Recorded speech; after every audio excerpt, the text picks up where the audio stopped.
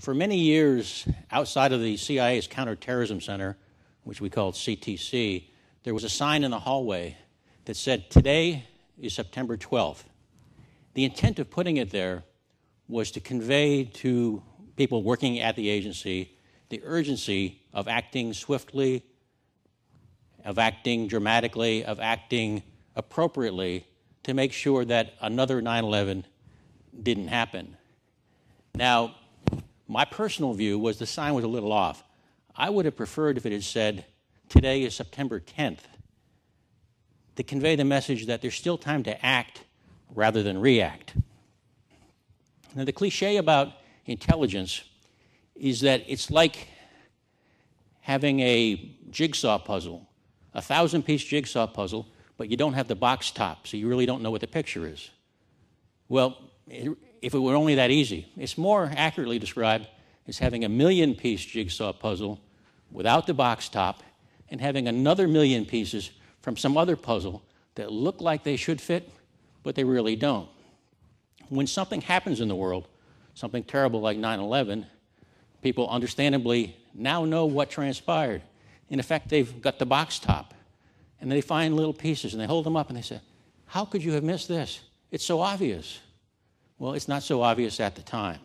In the house where Abu Zubaydah was found, we also found some videotapes.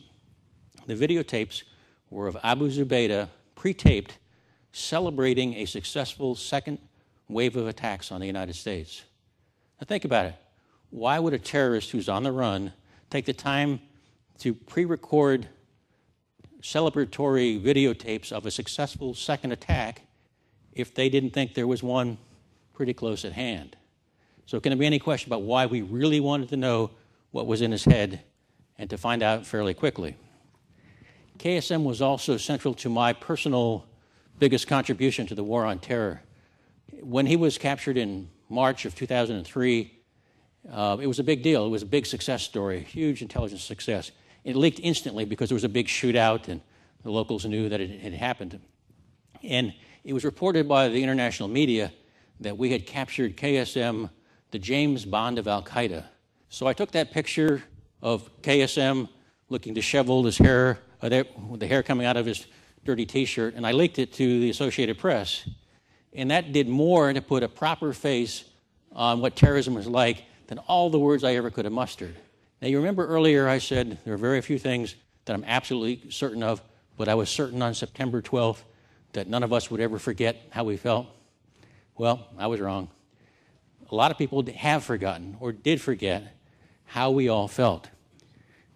After no second major attack happened, some of the same members of Congress who were telling us, "Don't be risk averse, go out there, do what you need to do, go after them," we're saying, "You did what?